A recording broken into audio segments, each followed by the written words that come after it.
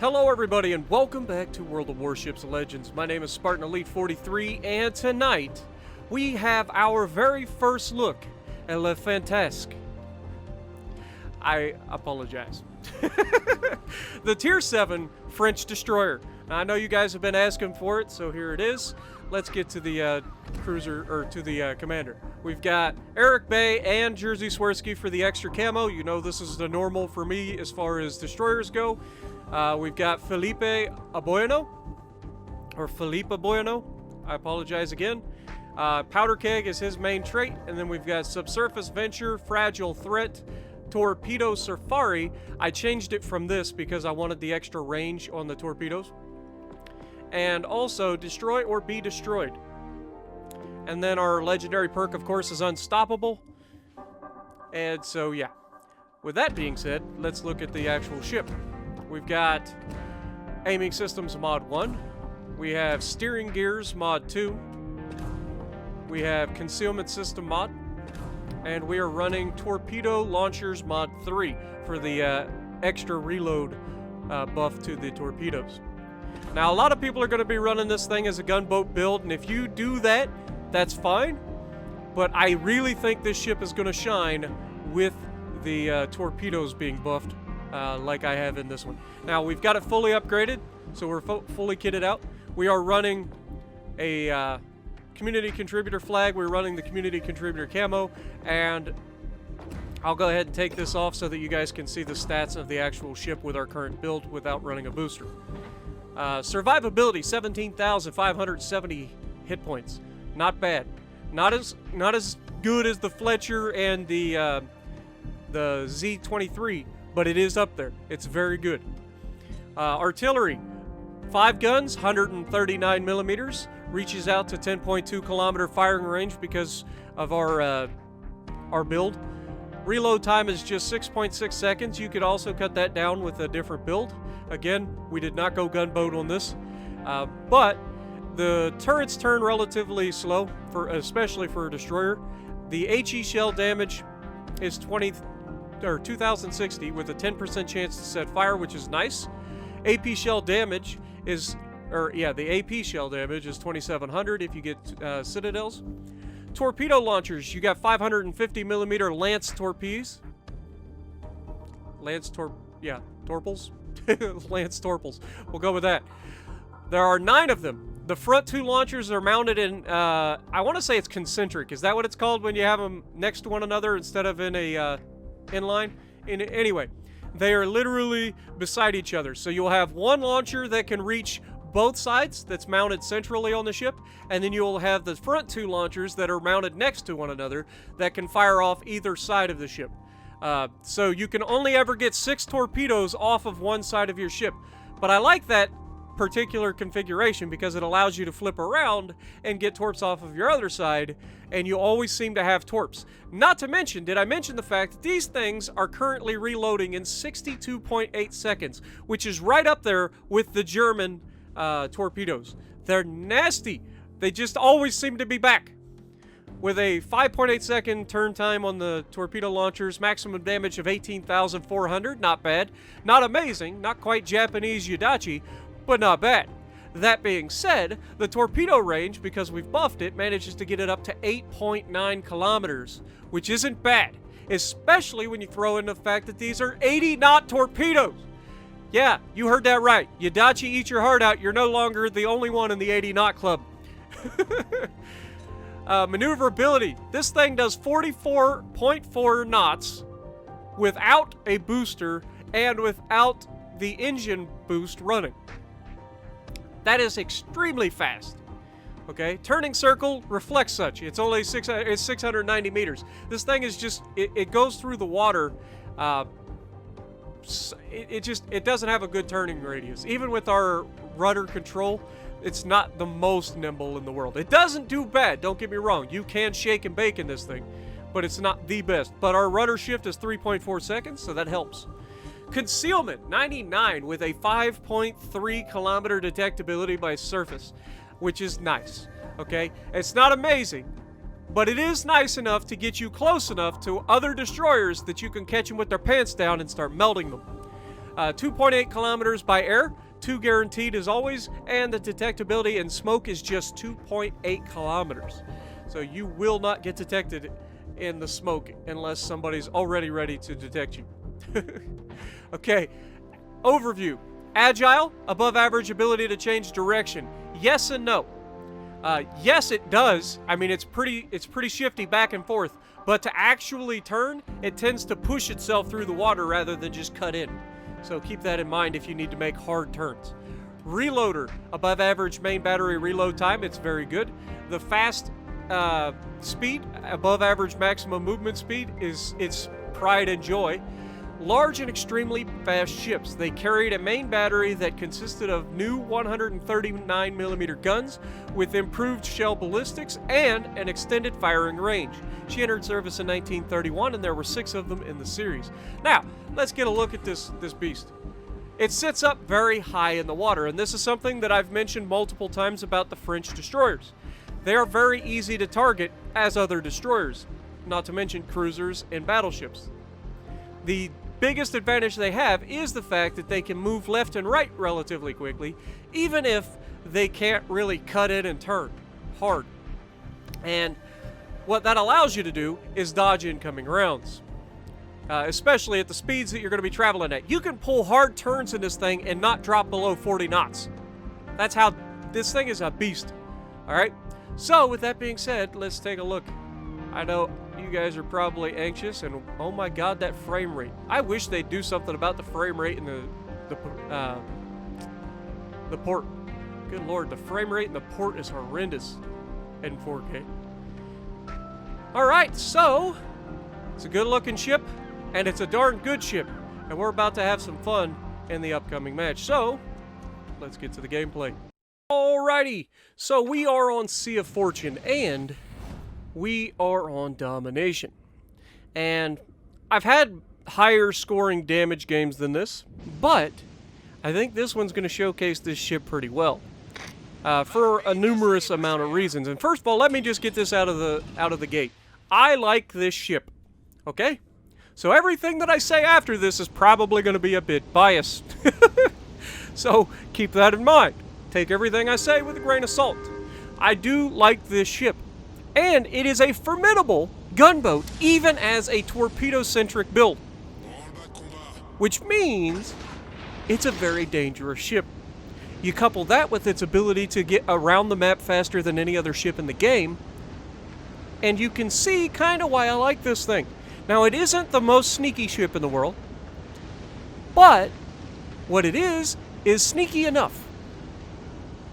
And as you will see in this match, we're going to catch people with their pants down a little bit, especially the enemy destroyers. Now, obviously, in a domination match, what is the main goal of the match, right? Well, every time you get into a match, the main goal is to win. Okay? Keep that in mind. The main goal is to win. Now, I would have a much higher win percentage if I played to win more often.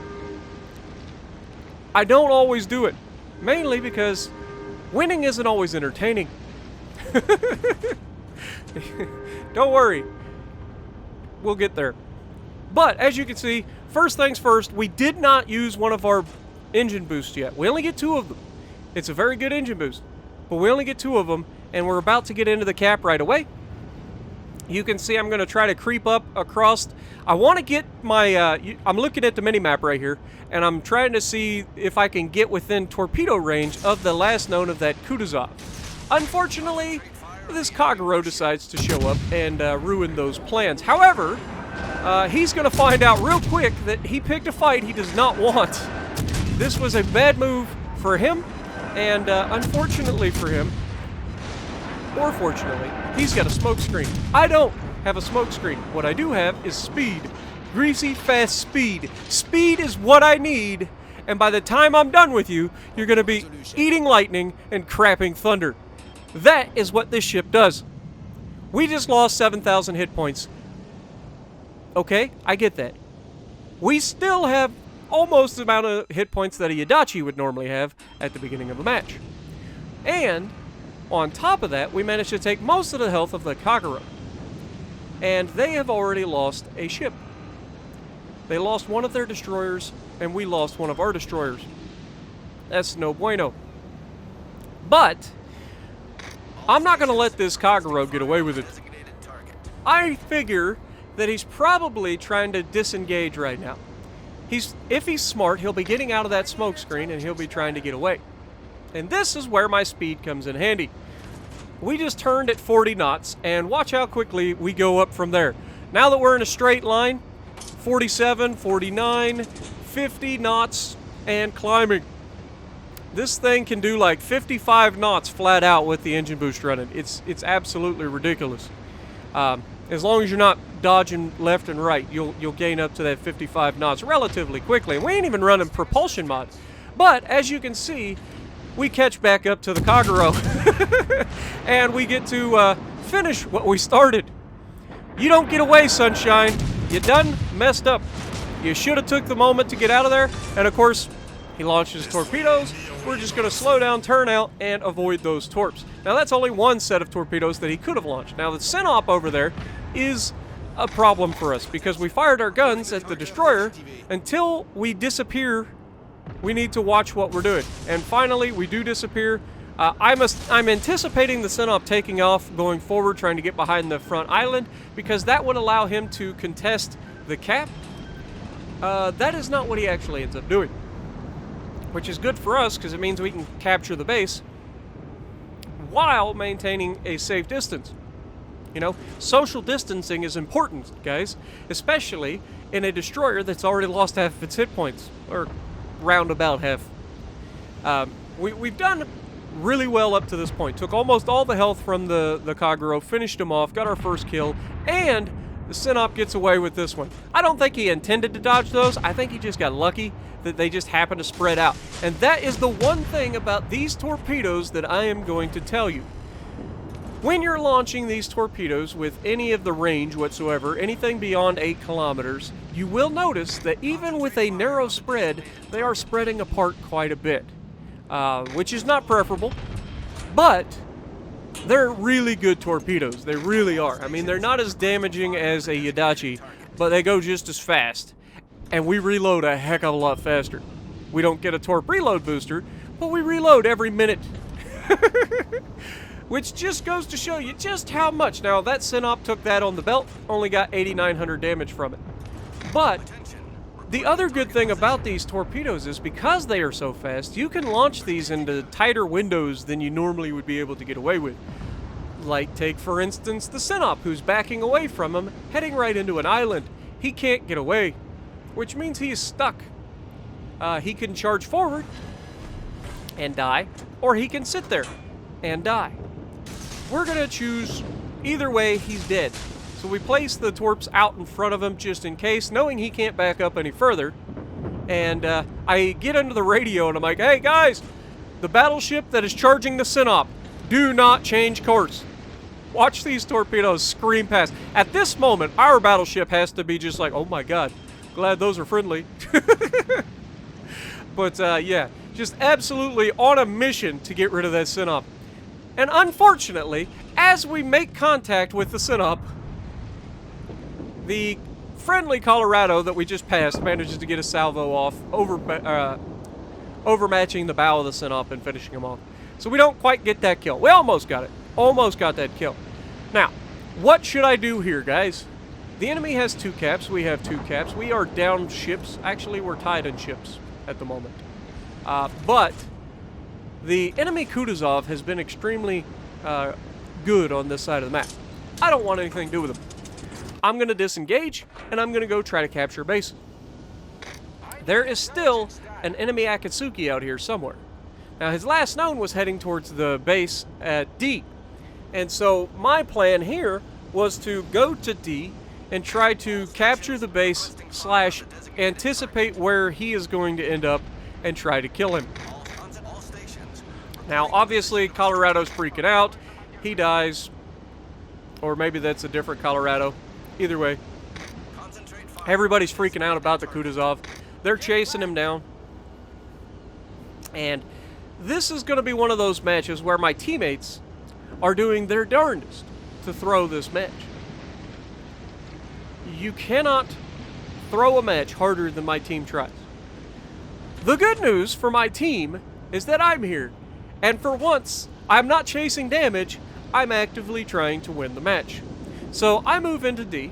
Now right here I have 2 battleships out there just absolutely begging for a paddling from my 80-knot torpedoes, especially the Jean Bart, who has yet to move from his spawn. A big surprise to no one.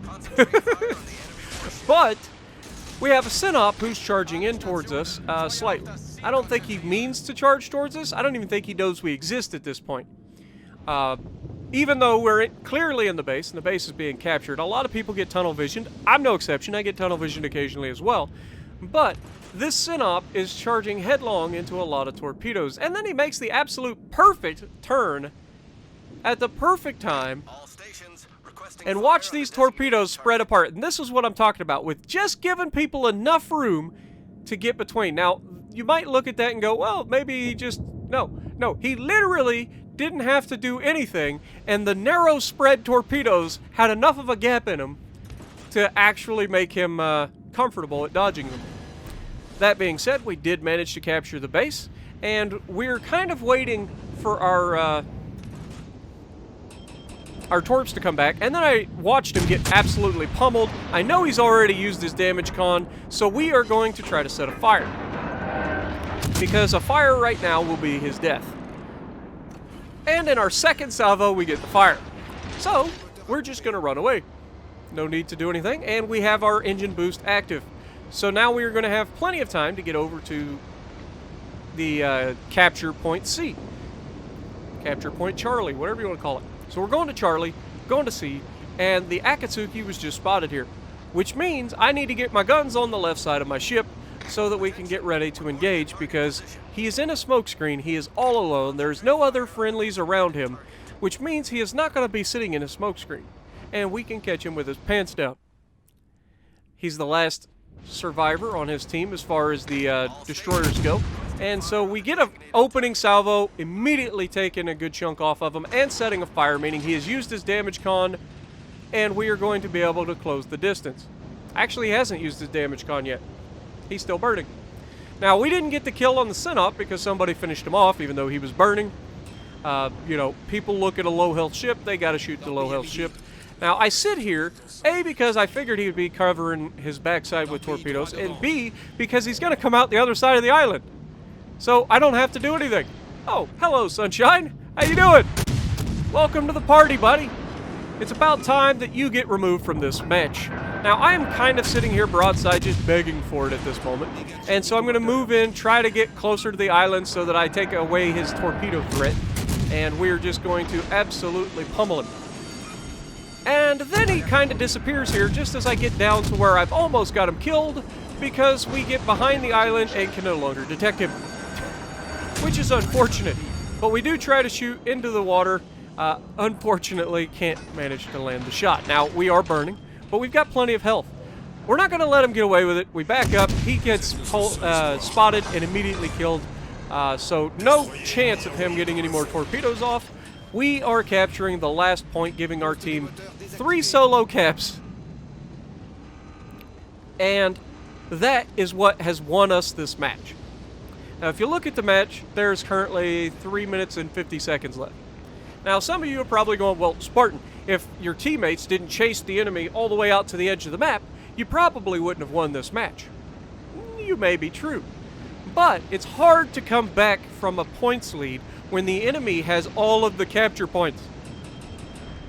So even though they have 2 ships left, that Kutuzov has survived, God only knows how. I don't know how Kutuzov gets away with anything in open water with 2 battleships chasing him. But I digress. He's alive. Props to him. Now, right now, I am giving my team a little bit of a speech in the chat where I talk about, see, this is how you lose games, guys. If you damage chase, you lose the match. Luckily, I'm not damage chasing. Now, you see the Jean Bart here, and you'll notice that he is actually trying to capture our base, which is good for him, but it is far, far too late for that. By the time he gets that base captured, we still have 3 other caps. There is no way that they win this match without me giving myself up to die. And I will be honest, I'm not going to do that. That being said, I didn't say that I wouldn't try to kill the Jean Bart. It just is unfortunately going to take too long and we're not going to succeed. But it was a thought. Now here, you'll see the Jean Bart. I can't actually reach him at this point. And so we look ahead. We're about to run into an island. We get away with it. We turn out and we are heading straight back away from the Jean Bart, but also towards the Jean Bart. Because remember, we have 8.7 kilometer torpedoes. So we don't have to get that close. And the Kutuzov has taken himself so far out of play that, I mean, he can do literally nothing to help his team. Now, you can say, well, I mean, he did his job. He did a really good job. Unfortunately, he didn't do a good enough job. You can only do so much as one person. And when you have the ability to maneuver that this thing brings to the table, dominations are very, very good for this ship. Because you can get from cap to cap in no time at all. And with a torpedo build and the concealment build, you have good enough concealment to get close to other destroyers until it is too late for the other destroyer. You are not going to lose a gunfight with very many destroyers. There are only two that I can think of at Tier 7 that you're going to lose or have the potential to lose a gunfight with, and that is the Fletcher and the Z-23. Z-23 because it has so much more health and has the bigger guns, I believe. Does the Z-23 have the 150s? I could be wrong. Either way, it's a very good ship. It also gets smoke and sonar, whereas you don't get sonar. Or smoke. So, there are advantages to being in those ships. But, I think that this is probably the most well-rounded destroyer in the game. Let that sink in. I think this is the most well-rounded destroyer in the game. It is as fast as possible. It has great concealment. It has nasty torpedoes. And it has great guns. Now, we fired our guns there at the end because we knew we weren't going to ever lose that because he wouldn't have known where we were and all the good things. But we finished with just 53,000 damage, but over 3,000 base XP because we absolutely carried that team to a victory, even if we didn't go for damage. So, if you like what I'm doing, punch the like button, leave a comment below, subscribe to the channel if you haven't already, and as always, I will see you in the next video.